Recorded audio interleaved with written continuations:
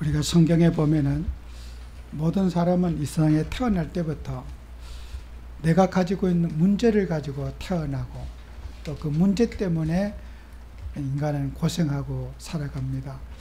또 온전한 사람이 없고 사람들마다 살아가면서 자기만의 고통을 다 가지고 있어요.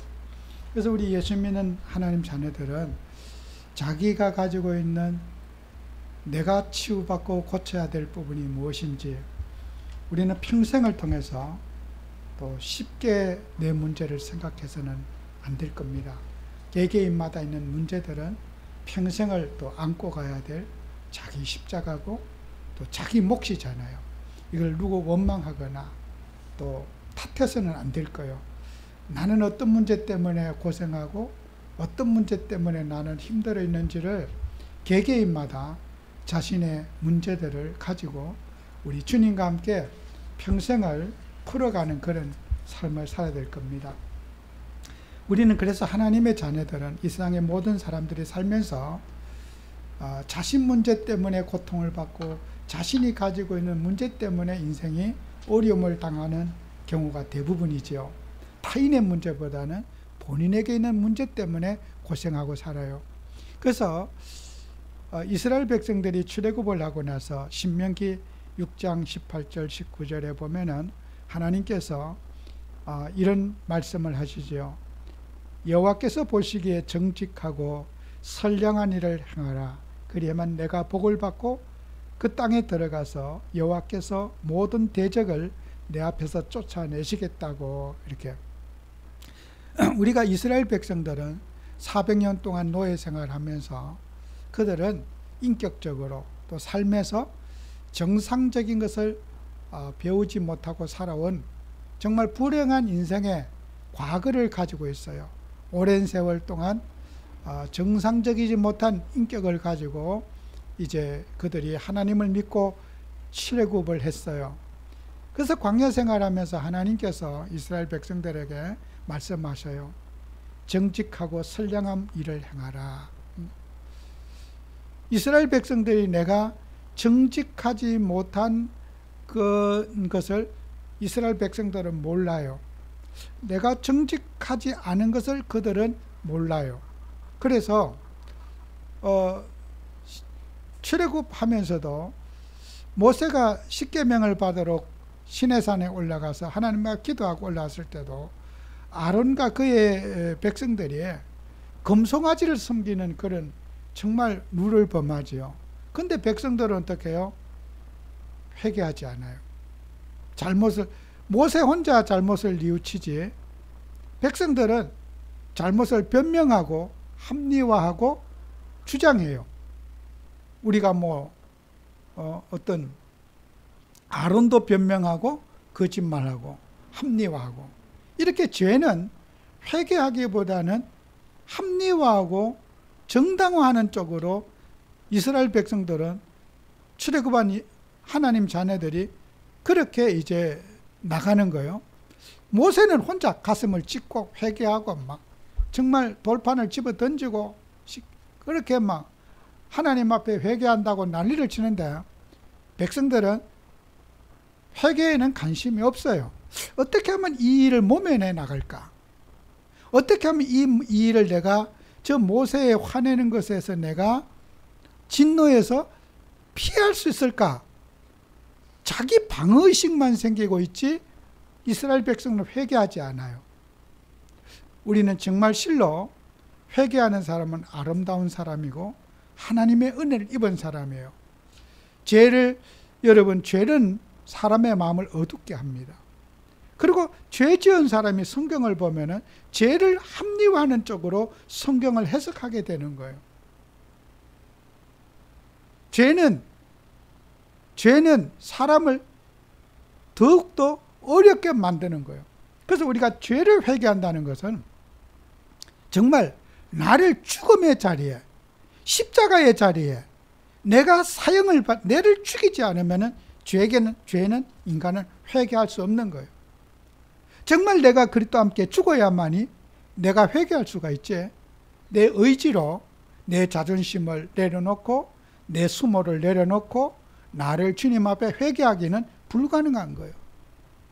그래서 우리는 십자가에서 내가 죽어야지 회개가 되는 거예요. 안 죽으면은 절대로 회개는 인간은 할 수가 없어요. 아무리 내가 선한 양심을 가지려고 해도 회개에 이를 수 없다는 말이에요. 십자가 아래 내 인생이 올라가서 내가 죽어야만이 정말 주님의 선하신 뜻이 보여지고 주님의 계획이 보여지는 거란 말이에요. 그래서 많은 사람들이 성경을 보면서도 성경을 왜곡해서 성경을 바라보게 돼요. 가령 예를 들어 보겠습니다. 바울과 베드로가 복음을 전하면서 서로 의견이 맞지 않아서 싸운 적이 있었어요. 근데 사람은 살다 보면은 싸울 수 있는 일들이 있잖아요. 그러면은 바울이 내가 베드로와 싸운 것을 싸울 수 있지만은 정당화할 수는 없는 일이란 말이에요. 그래, 바울과 그 믿음 좋은 바울과 베드로도 싸웠는데 나도 싸워도 돼. 이렇게 죄를 합리화하고 정당화하는 쪽으로 사람은 성경을 해석하는 거예요. 바울도 싸웠는데 나도 싸울 수 있어. 그게 죄의 편에 서서 죄를 합리화하는 습관을 가지게 되는 거예요. 우리가 죄에 대해서 싸우고 안 싸우려고 노력하고 안 싸우려고 정말 기도하고 성령 충만 받아서 갈등을 없애려고 하는 것이 아니라 야, 바울도 싸웠어. 싸울 수 있어. 이렇게 죄의 편에 서서 죄를 정당화하는 쪽으로 사람들은 성경을 해석해 나가는 거예요. 다윗은 이스라엘 최고의 임금이었습니다. 그러나 다윗에게는 본인 스스로 자기가 알고 있는 영적인 문제가 있었어요. 그 영적인 문제가 뭐예요? 음란이에요. 다윗도 기도합니다. 하나님 내게 정직한 영을 부어달라고 시편에서 간절히 기도합니다. 남을 속이거나 그런 내 인격을 하나님 고쳐달라고 다윗은 정말 간절히 기도합니다. 그러나 다윗은 그 기도할 때는 다윗의 인격은 하나님 옆에 잘 쓰임을 받았어요. 그런데 그 기도줄을 놓치고 자기 인생을 놓쳤을 때 어떻게 돼요? 그 자기가 가지고 있는 그런 유혹들을 이길 수가 없었어요. 그래서 다윗은 곳곳마다 자기 마음에 드는 사람은 다 아내를 취했어요. 그리고 자식도 많이 낳았어요. 그런데 그 자식으로 인해서 고통을 다윗은 평생을 엄청 받았어요. 자식끼리 죽이고 살리고 맨날 그런 정말 다윗의 가정에는 피가 끊어지지 않았어요. 그래서 신하가 볼 때도 그래요. 너 피 흘린 자요. 너 피 때문에 저주받는다고 서루야의 아들 또 다윗을 보고 저주하고 욕하는 거예요.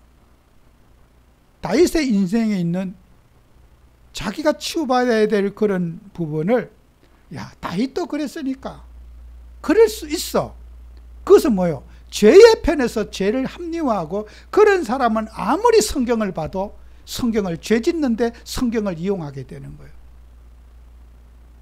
우리는 많은 사람들이 기도하면서 죄는 인간의 판단과 생각을 가리게 만들고 탈선시키게 만든다는 거예요. 다윗이 그렇게 수많은 아내를 거느리고 수많은 자식을 낳았는데 인생이 행복했냔 말이에요. 늘 인생이 불신자도 당하지 않는 어려움 속에 살다가 그는 죽었어요. 왕의 자리가 대단한 거 아니에요. 왕은 하나님이 세워서 하나님 필요 따 쓰신 거지만 개인은 그는 행복이 없었단 말이에요. 그래서 우리는 많은 사람이 죄와의 싸움을 해야 되는 거예요. 하나님의 말씀이 그렇지 않은 것을 그렇다고 주장하는 그것은 자기 인생을 가시밭길로 인도하는 거예요. 그래서 우리는 여러분이 세상에 살아가면서 많은 상황들이 있어요. 충분히 나는 그때 그럴 수밖에 없는 상황이었어. 상황의 논리에 죄를 합리화하고 죄를 두둔하는 그런 어리석은 죄를 범하는 거예요. 여러분, 상황을 극복하는 저와 여러분이 되셔야 돼요. 그죠? 나는 그때 그럴 수밖에 없었어.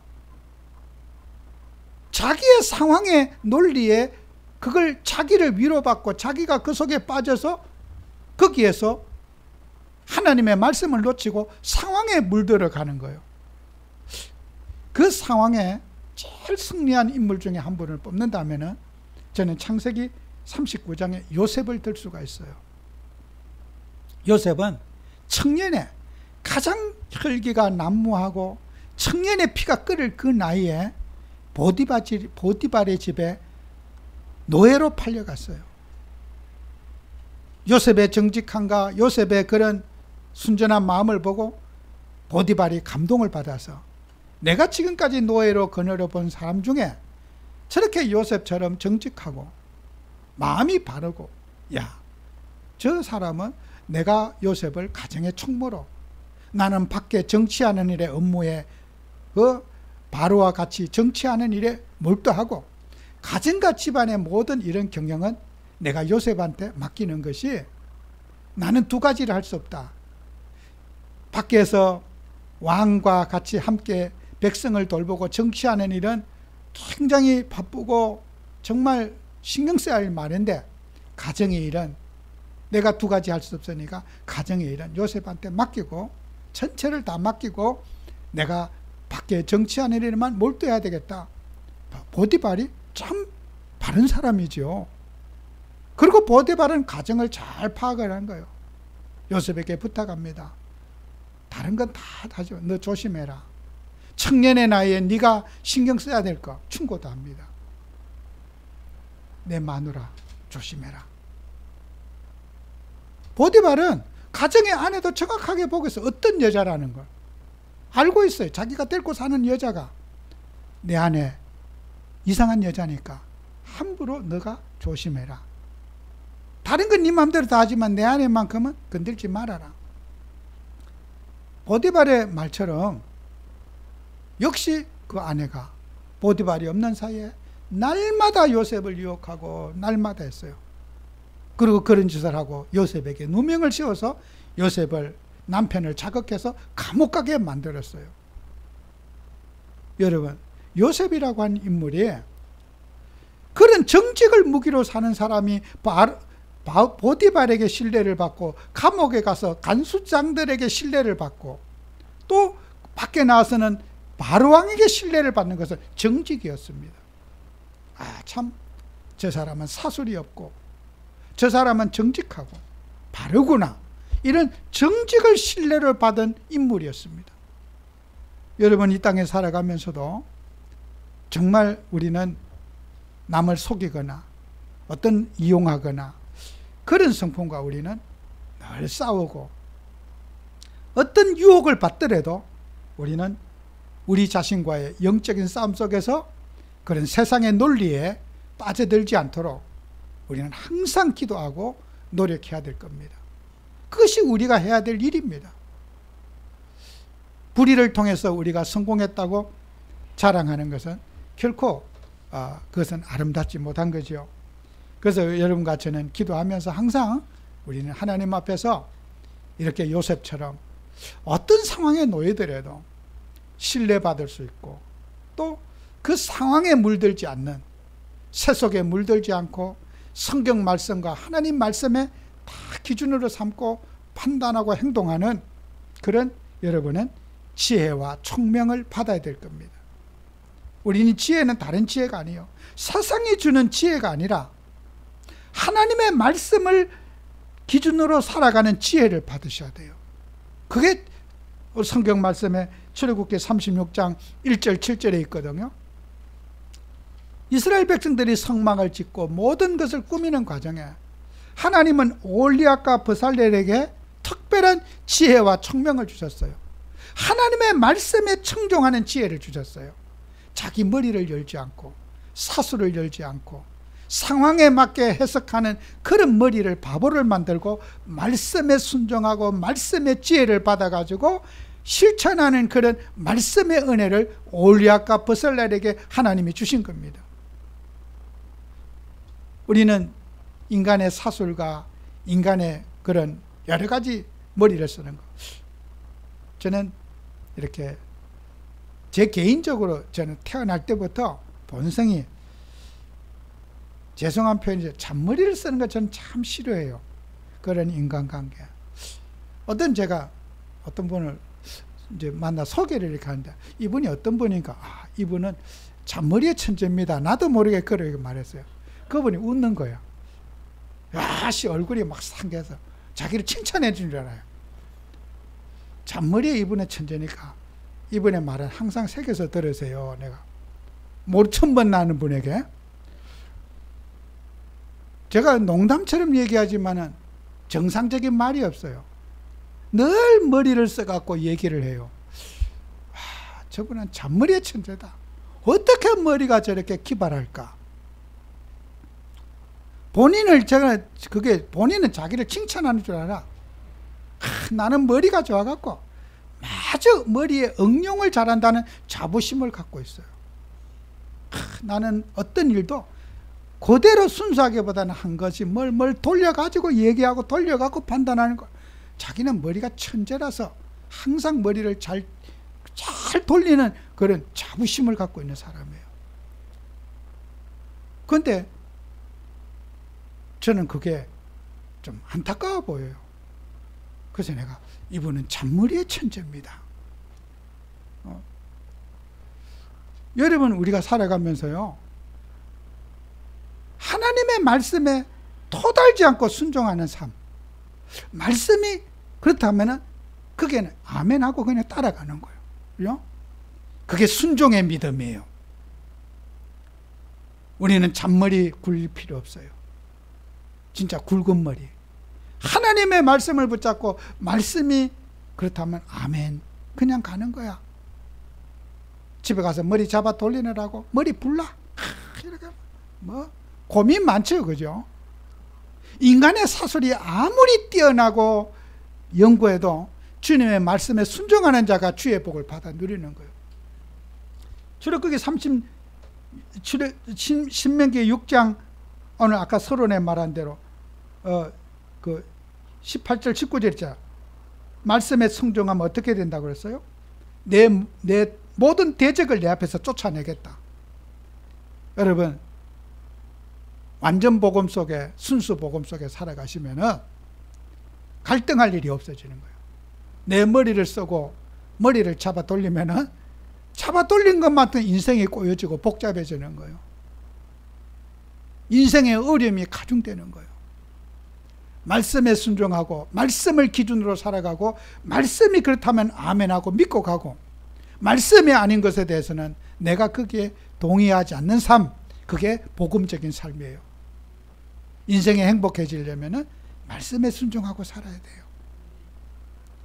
인생이 대적이 없고 가시밭이 없으려면 하나님이 내 인생이 왜 이렇게 복잡하고 인생이 고달프고 갈등이 많은가? 삶이 고달픈 사람, 주의 말씀을 순종하고 살아오면 하나님이 삶을 정리해 주셔요. 깨끗하게 교통 정리해 주시는 거예요. 여러분, 우리의 인생의 모든 것은 주님의 말씀이 기준입니다. 그래서 우리는 주님이 말씀하신 대로 하나님이 주신 지혜는 우리가 어떤 일을 판단할 때 정말 그런 일의 우선순위를 잘 보면서 말씀을 우선순위로 살아가시고, 여러분은 총명을 받아서 누가 봐도 합리적이고 원만하게 갈 수 있도록 여러분은 항상 주님의 말씀을 기준으로 살아가야 됩니다.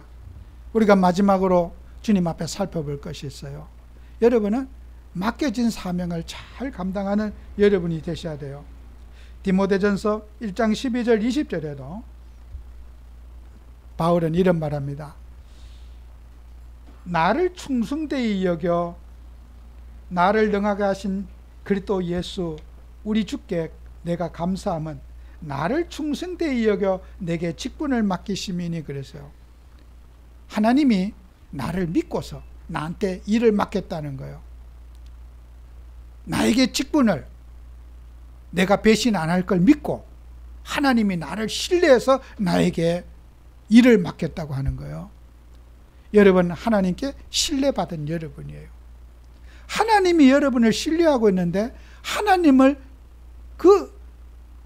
우리가 신뢰를 무너뜨리는 행동을 우리가 하지 말자는 거죠. 바울은 하나님이 나를 믿고서, 자녀라는 것을 믿고서, 내 명령을 준행할 것을 믿고서, 말씀을 따라 살 것을 믿고서 나에게 직분을 맡겼는데, 내가 하나님의 말씀을 어기고 세상의 논리로 간다면은 하나님이 나에게 속은 거 아니겠습니까? 여러분, 우리는 여러분은 하나님께 신뢰받은 자고, 하나님이 여러분을 잘할 것으로 믿고 일을 맡겼어요. 맡긴 자에게는 뭡니까? 충성이에요. 하나님의 뜻대로 우리가 살아가야 되는 거예요. 세상의 논리대로 살 것이 아니라 주님의 뜻대로. 그래서 13절에 내가 전에는 비방자요 박해자요 폭행자였으나 도리어 긍휼을 입은 것은 내가 믿지 아니할 때에 알지 못하고 행하였습니다.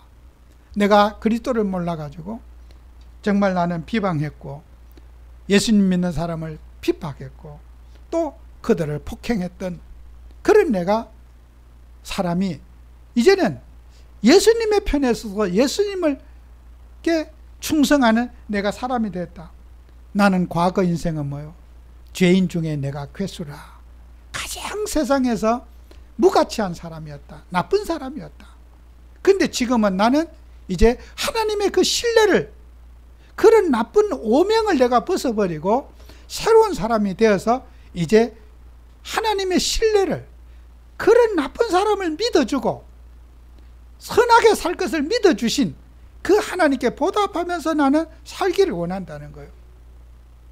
여러분, 우리는 그리스도를 만나기 전에 내 생각, 내 인생, 내 꿈, 그것만 목말라 살았어. 그런 나를 예수님이 그리스도로 알게 하시고 하나님 자녀 삼으시고 새로운 삶을 살아라고 나를 믿어주시고 나에게 주님의 일을 할 수 있는 직분을 주시고 우리에게 섬김의 기회를 주셨습니다. 우리는 그리스도 만나기 전 그렇게 믿을 수 없는 사람, 하나님을 대항하던 나를 이제는 그리스도의 일을 믿어주신, 나를 그렇게 믿어주신 그분에게 우리는 보답하며 살아가는 그리스도 만난 이후의 삶을 우리가 살아야 될 거예요. 그게 우리 성도가 살아가야 될 기준입니다. 여러분, 하나님 앞에 점수 따시는 여러분 되셔야 돼요. 하나님이 나를 믿어주셔서, 정말 나의 인생을 믿어주셔서 영광의 직분을 주셨는데 내가 하나님의 믿어주신 그분에 하나님을 실망시키지 않도록 우리는 항상 기도하면서 우리가 일꾼으로서의 사명을 잘 감당해야 될 줄로 믿습니다. 그래서 여러분이, 제가 지난주도 말씀드렸잖아요. 여러분은 복음과 하나님을 위해서 헌신하고 수고하신 분들은 반드시 여러분 하나님에게 주신 보상이 있어요. 하나님은 우리의 인생에 가는 길에 정말 죄의 편에 서서 합리화하고 죄의 편에 서서 노예가 되려 살아가는 사람들, 여러분, 사람들은 만날 때마다 유유상종이라는 말이 있잖아요. 끼리끼리 만나고 끼리끼리 통하고 사는 사람들 많아요. 저도 이렇게 총회가 형성되고 또 우리 목사님들 이렇게 뵈면서 어쩌면 이렇게 똑같은 생각을 가지신 분들이 이렇게 모여 하나님이 모임을 갖게 하시는가. 참 모두가 다 그런 생각을 목사님들이 하셔요. 또 이렇게 장로님들 이렇게 해도 어쩌면 이렇게 똑같은 생각을 가지신 분들이 이렇게 함께 하고 계시는가. 참 저는 누가 그렇게 뭐 약속한 것도 하고 아는 사이도 아니에요.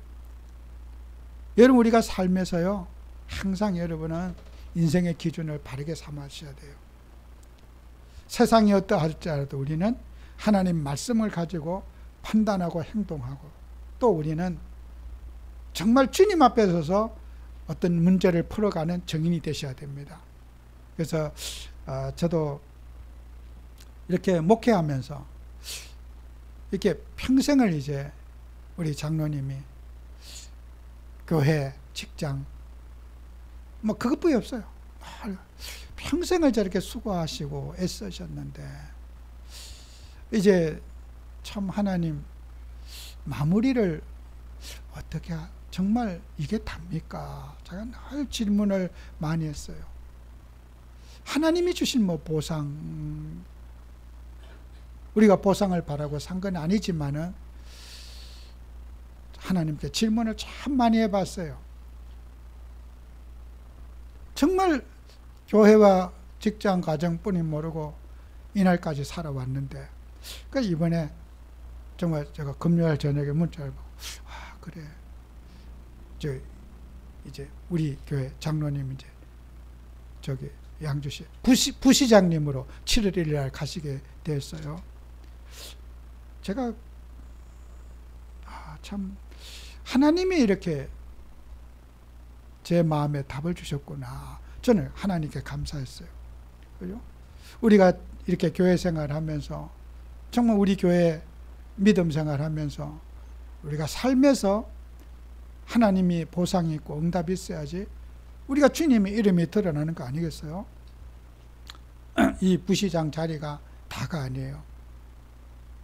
여러분, 육신적인 우리 성공이 아니잖아요. 그죠? 앞으로 남은 생에 해야 할 일이 많이 있어요. 하나님이 직임을 주시면은 우리는 미래는 주님의 손에 있어요.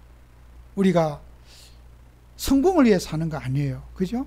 그러나 예수 믿고 교회 정말 사랑하고 평생 교회만 쳐다보고 사는 사람이 어디 가서 망해갖고 손가락질을 받는다. 그 주님 영광 가리는 거예요. 그렇잖아요?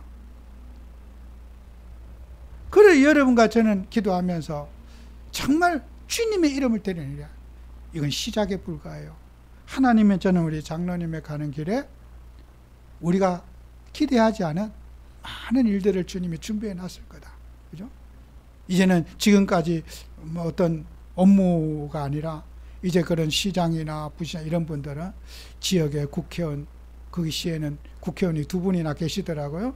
또 그런 분들 여러 가지 이제 정치적인 업무 여러 가지 하면서 또 새로운 시간표 속에서 하나님이 일할 수 있는 여러 가지 일을 준비해 놨을 거예요. 그죠?